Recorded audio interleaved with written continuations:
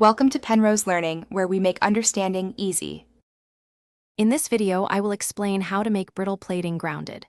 Brittle plating, often thin and delicate, requires careful grounding to prevent static buildup and ensure electrical safety. Improper grounding can lead to sparks, component damage, or even personal injury. We'll cover methods to safely and effectively ground these sensitive surfaces, protecting both your equipment and your workspace. Let's get started. Several methods can effectively ground brittle plating.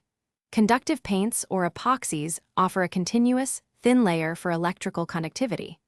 Alternatively, specialized conductive tapes provide a flexible and adhesive grounding path. For more robust applications, small, spring-loaded mechanical clamps can establish a secure connection without damaging the plating. Always choose a method that suits the plating's material and thickness. When grounding, always ensure surfaces are clean and free of contaminants for optimal contact. Use a multimeter to test for electrical continuity, verifying a resistance of less than 1 ohm to the main ground point. Always wear appropriate personal protective equipment, such as insulated gloves, to prevent accidental shocks.